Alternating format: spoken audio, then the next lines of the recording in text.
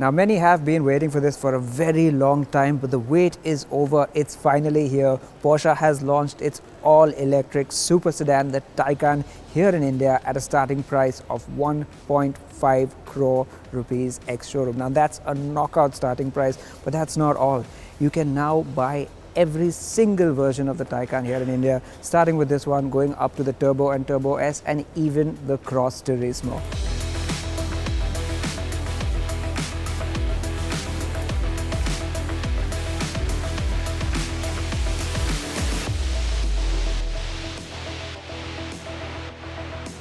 Before we go any further, tell us down in the comments what you think of the new Porsche Taycan and its price. And if you like this video, be sure to give it a like, subscribe to the Autocar India channel and click the bell icon to stay notified about any new video we put up. Now, sticking with that price, 1.5 crore, it does sound very attractive, but it is all the more attractive when you see the way this car has been spec'd. It's not some bare bones thing. For instance, for standard in India, you do get the glass roof, you also get air suspension as standard on all models, even this base one, and you get 4-zone climate control, which are all things that are not offered as standard in Europe. On top of that, these 20-inch wheels, yes, they are optional, but you do get a standard 19-inch wheel that looks really nice, and there are very few extra options on this car. You do get PDLS, which is adaptive headlights, but they've added the matrix system on this car, and you get this very, very neat trick as an option, which is a touch sensitive charger opening. Very cool, something you might want to spec. But like I said, apart from that, the options are very scant. You do get a lot standard with this car, so that makes the 1.5 crore starting price very, very attractive indeed. Now, what sets this base Taycan apart from its more powerful siblings, the 4S, the Turbo and the Turbo S, is also that it is two-wheel drive, rear-wheel drive with only one motor rather than two. Now, that motor makes 408 horsepower, so no slouch at all, and it comes mated to, as standard, a 79 kilowatt-hour battery. That can be upgraded, however, to a 93 kilowatt-hour battery if you want greater range. The 79 kWh battery is standard on the Taycan and 4S models with the option to upgrade to 93 kWh, while the Turbo, Turbo S and all Cross Turismo variants get the larger battery as standard. Power goes up from 408 horsepower in the Taycan to 530 horsepower in the 4S, 680 horsepower in the Turbo and an astonishing 761 horsepower and 1050 Newton meters in the Turbo S, making it the most powerful EV in the country. When it comes to charging, the Taycan is capable of 22 kW AC fast charging via a home wall box and up to 350 kW DC fast charging should we ever have that capability in India. With the 93 kWh batteries equipped, the Taycan has a WLTP rated range of 484 km, while the Cross Turismo Estate will do up to 456 km on a full charge. And yes, the Cross Turismo Estate with its added 30 mm of ground clearance is only available in the 3 higher power specs and only with the larger battery. But you don't have to choose the Estate version to get a good amount of practicality. This, of course, being a born electric car built on a dedicated EV platform, unlike other EVs that are converted from ICE cars, they've managed to give it a proper front boot or fruit to store stuff, and it's actually quite sizable and usable. It's perfect for storing all your charging gubbins and maybe just a little bit more, but that's also freed up a lot more space in the actual boot around the back.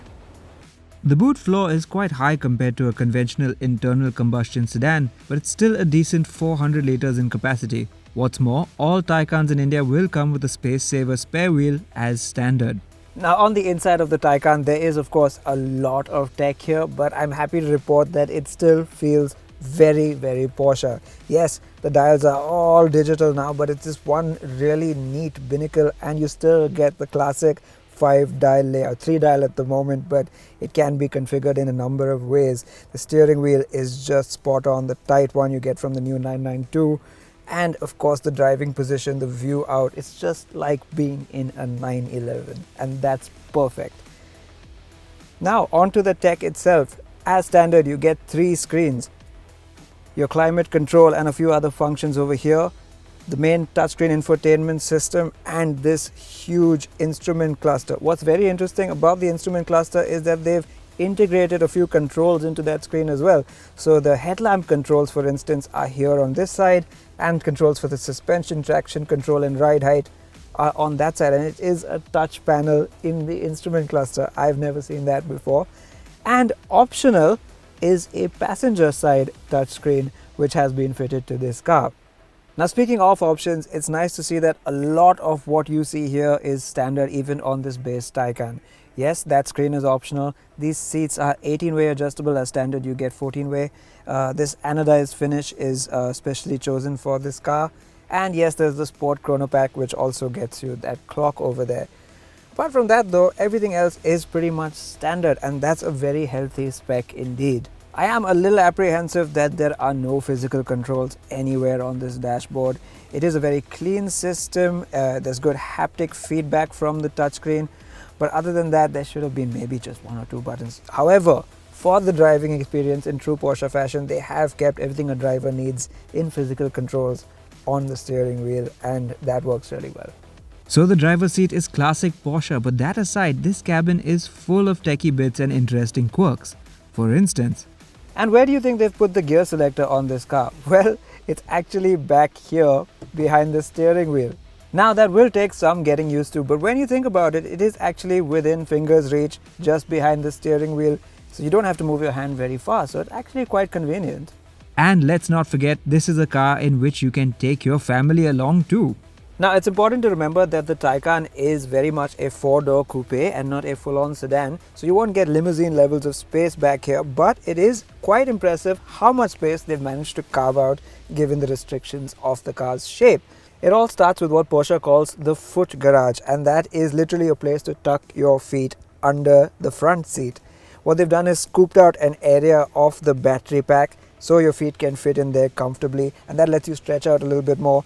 The seat is also set quite low and far behind, which gives you ample thigh support, and you're sat at quite a decent and rather sporty angle.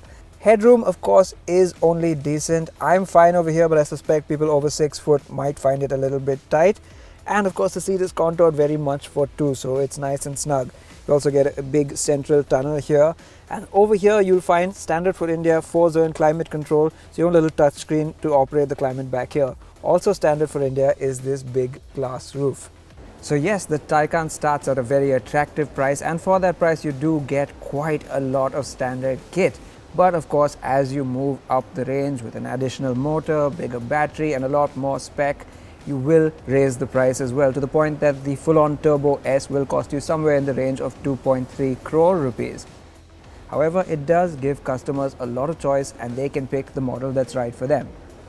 And if you thought the Taycan was the end of the story, it is not, because it is not the only car that was launched on this day. Now, the Taycan may be the next big thing for Porsche, but this car right here is arguably even more important.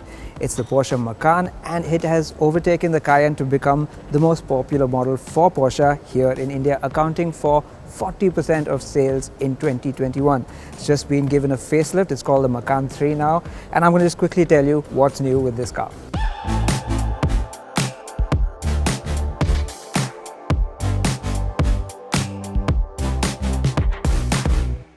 Now, the changes to the Macan facelift are quite subtle, but they are focused all around the front. If you look down here, you'll find a new bumper which has these slightly more aggressive side strakes, a new chin spoiler, and this little 3D effect over here. As you move further back, you'll find the black accents around the headlamps, and PDLS Plus, which is Porsche's adaptive lighting system, is now standard on the car. Down here, 19-inch wheels are standard, but as you move up the range, of course, the size goes larger.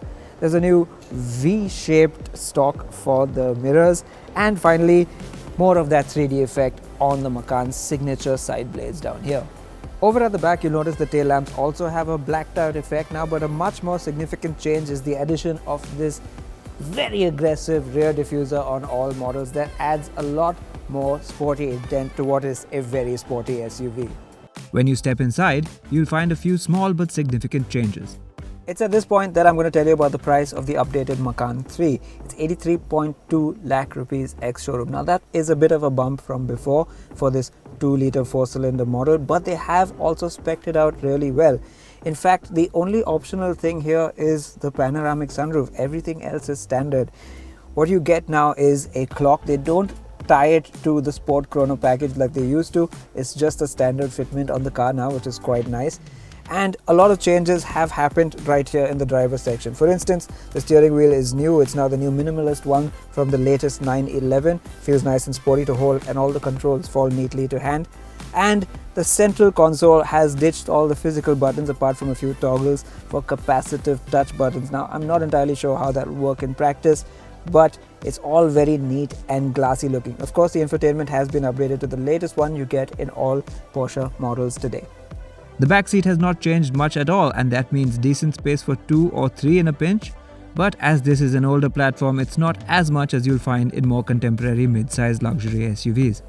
Now, much like the Taycan, Porsche is now making sure you can buy every single version of the Macan here in India, starting with this 2-litre 4-cylinder version. It now makes an increased amount of power, 265 horsepower, and torque too is up to 400 Newton meters. The other two versions are the S, which uses the 2.9-litre V6 that makes 380 horsepower, and the GTS, which makes 440 horsepower from that same V6 engine.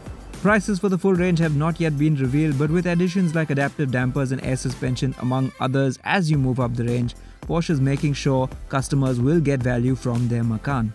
And that's a big focus with both these cars and Porsche's plans for India going forward, bringing us up to the same level as the rest of the world. Porsche says 2022 will be the biggest year for the brand in India yet, and we can't wait to see what they have in store.